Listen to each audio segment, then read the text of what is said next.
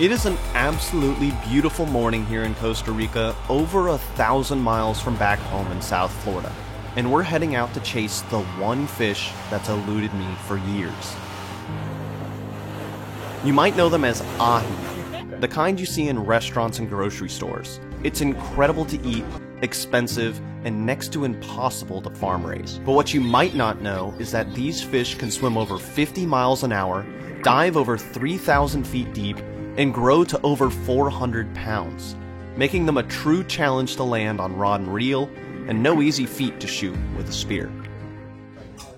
I love to eat yellowfin tuna. As a kid, these fish felt unobtainable. You could get it at a sushi restaurant, but it wasn't something I felt I could catch myself. It wasn't until around 2015 that I found out that people catch them only 50 miles away in the Bahamas. We made a half a dozen trips chasing them, and after our fair share of failure, we finally had some success after we had a couple of fish make it to the boat in one piece.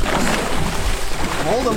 Holy crap! I somehow was always the guy holding the camera or the gaff. My brother, on the other hand, landed a 90-pounder on his first trip. We even made a trip to Venice, Louisiana, probably one of the best yellowfin fisheries in the country.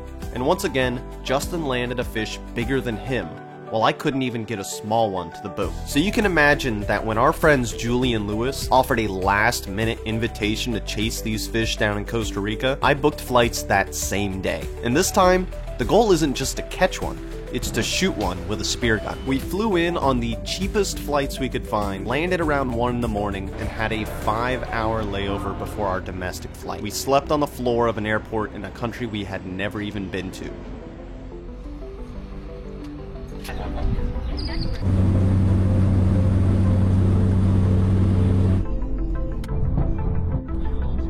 We are finally in Costa Rica.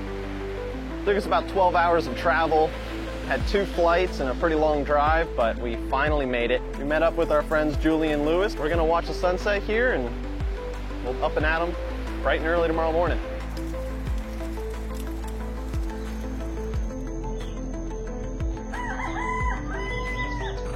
We're reminded right away how remote of a location we're in.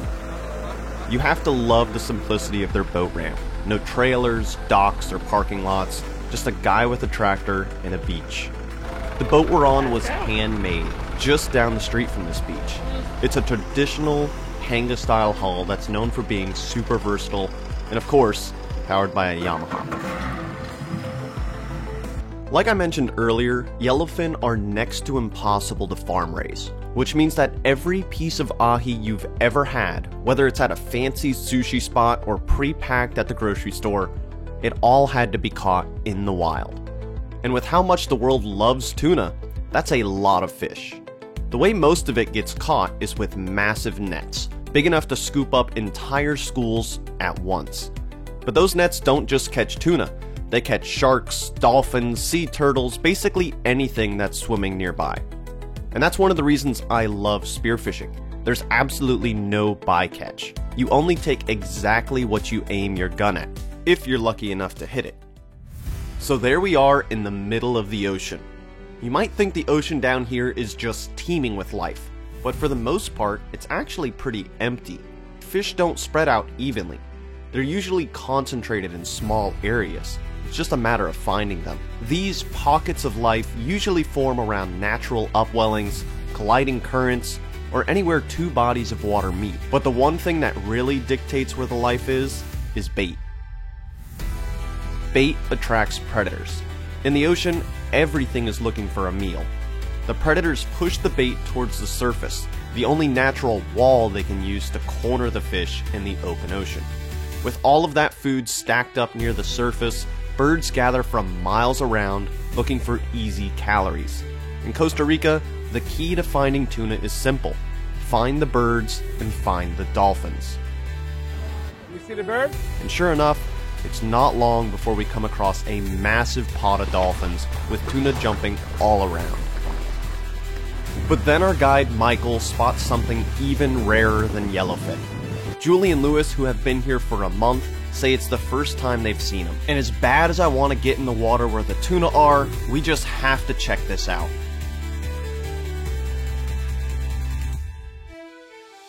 These are pilot whales, which are actually more like giant dolphins than true whales. They're super smart, and usually they don't stick around long when a boat shows up. This pod, however, seems totally relaxed, just cruising along, not in any rush. And for whatever reason, they let us get in and swim with them for a while. It's incredible how after coming all this way to land a yellowfin tuna, we were all more excited about this unique opportunity than the goal that brought us here. But it was time to let the whales be and finally try to spear a yellowfin.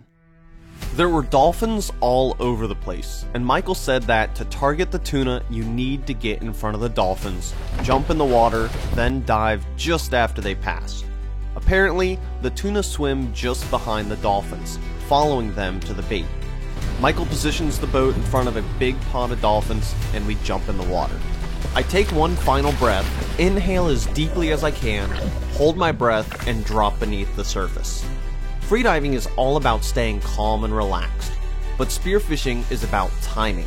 It's all about being in the right place at the right time and reacting in an instant. Put the two together and you get a paradox, where the very thing you're trying to do is working against your ability to do it.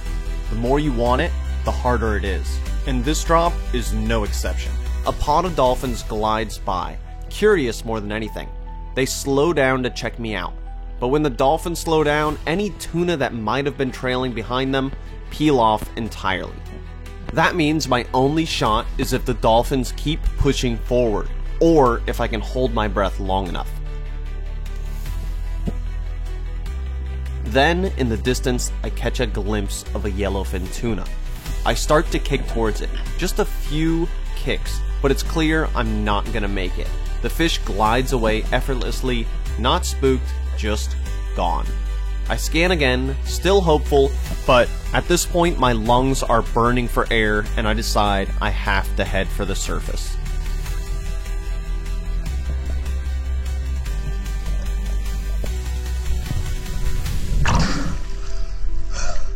We get back in the boat as fast as we can, and Michael takes off after the dolphins to try to get in front of another school of tuna. With 4 people diving, we rotate in groups of 2, which allows us to calm our heart rates down between dives and gives everyone a shot at landing a fish. Lewis and Milan were up next.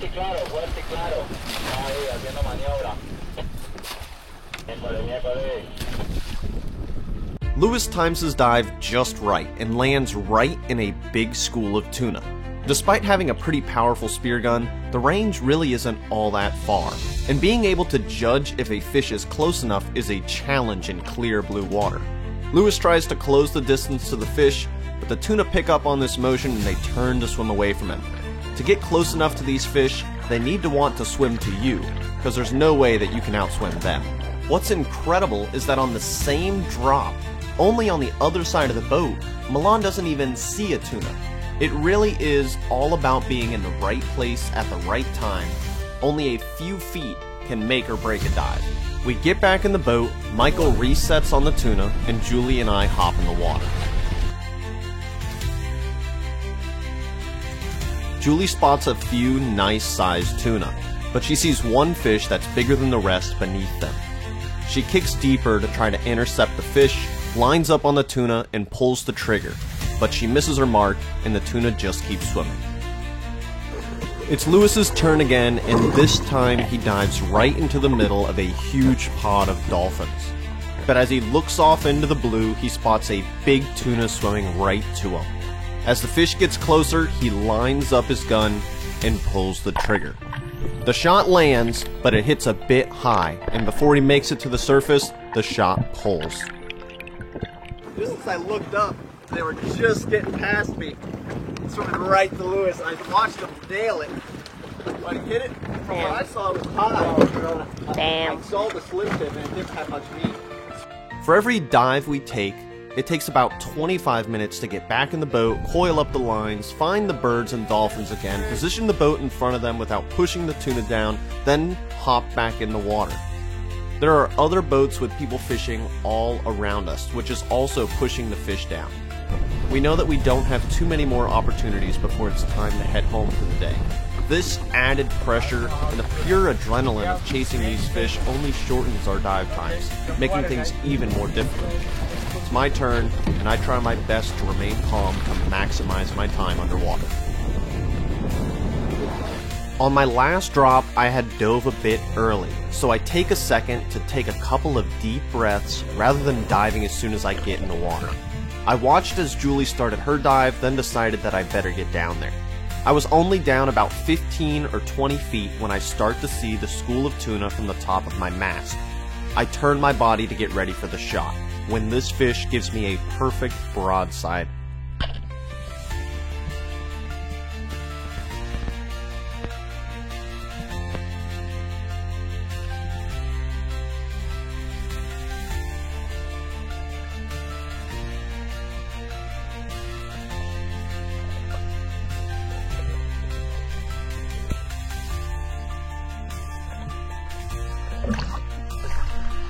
That was cool.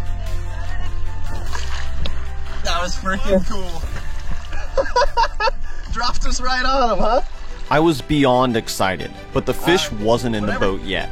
I still had to fight it all the way up to get my hands on it. I clip off the fighting float to the float line, and I begin bringing the fish in a few feet at a time. It was going to be a long fight.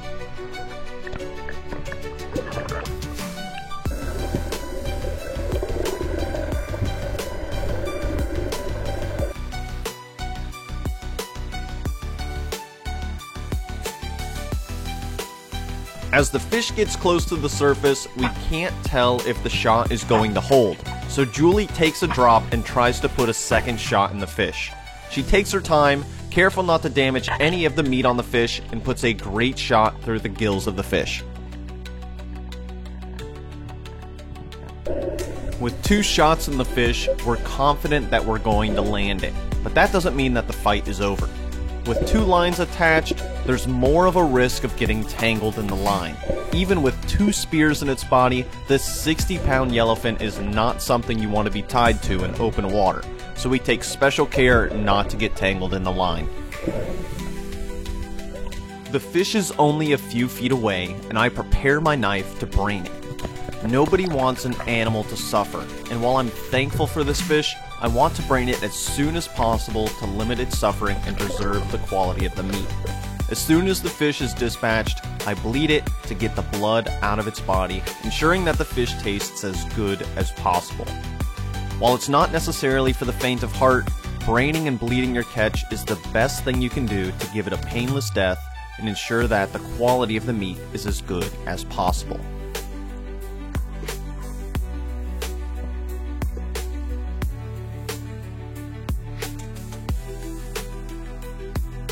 We looked for quite a while this morning, just couldn't find the porpoises like we wanted. Got to dive with some really cool pilot whales, which was awesome. We turned around, big flock of birds, porpoises. Fish came right in, right behind the porpoises, and 30 foot, that's all it was. Fish looked huge in the water. Because we were short on time, Michael was quick to get Julie and Milan back on the tuna before even putting my fish on ice. While we certainly had enough for a dinner or two, we all wanted to land a yellowfin, and we needed enough to bring back to the States to share with our families. Julie takes a moment to calm down and take a few deep breaths before making her dive, all while watching the porpoises beneath her.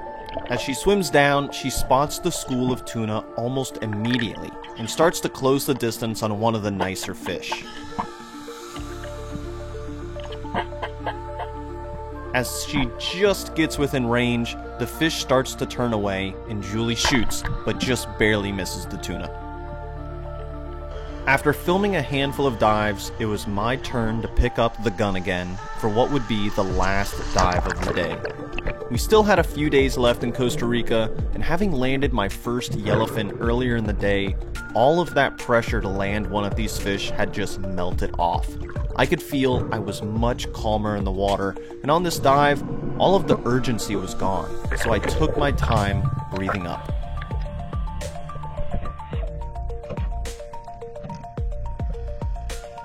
I take a drop, and while I'm upside down, I see that I'm getting engulfed in a school of yellowfin.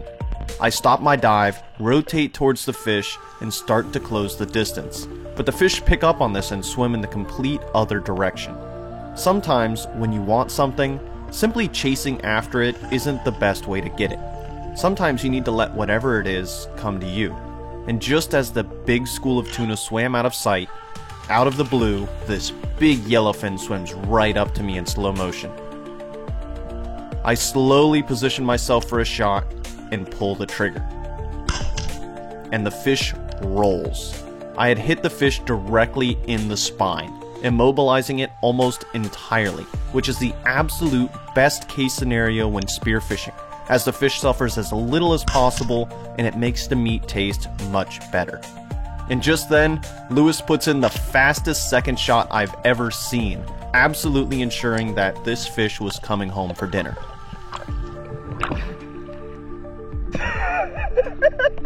Nice shot! I would have shot another one. They were still coming, man. Yeah, but yours didn't. I saw the tip didn't really go all the way through. Yeah.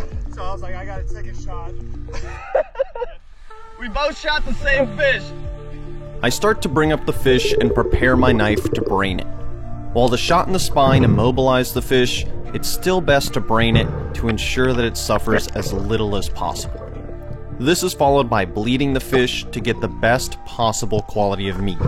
Again, the process of taking this fish can be seen as rather gruesome to some viewers, but in reality, this death is much more humane than being caught in a big net, suffocating, and scooped up onto the deck of some massive boat 100 fish at a time. Spearfishing puts you in a position to take a single fish, which makes you appreciate every fish you take and every life you take to put food on the table. To me, knowing exactly where that sashimi came from, back to the moment it was taken, is the most rewarding part of this trip. Finally, I wasn't relying on anyone else to eat my favorite fish.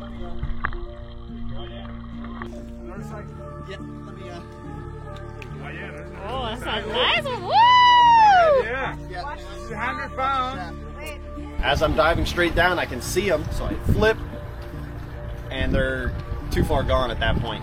And I'm like, all right, well, I have plenty of breath hold. I'm just going to sit right here, and this one swam right underneath me, pull the trigger, and roll them. And then what happened? And then I got the best and fastest second shot anyone could ever need. There was no way this thing was getting away. I've been trained the right way. Big fish get a second shot no matter what. Every time. All Every right. time. More up. More up. Come on. Gotta hit that gym.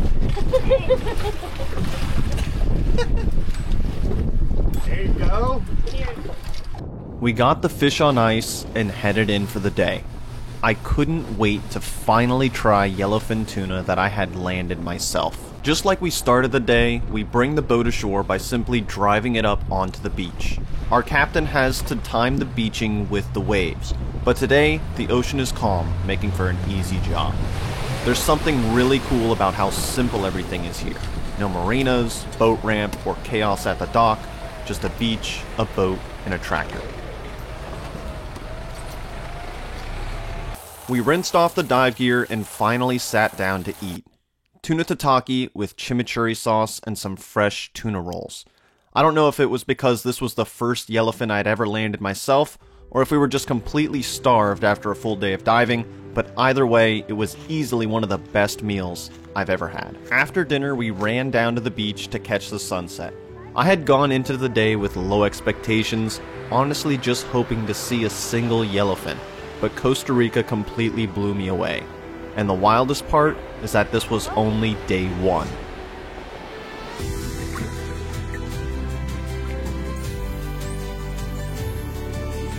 What happens over the next few days will go down as some of the most incredible diving and marine encounters I've ever experienced.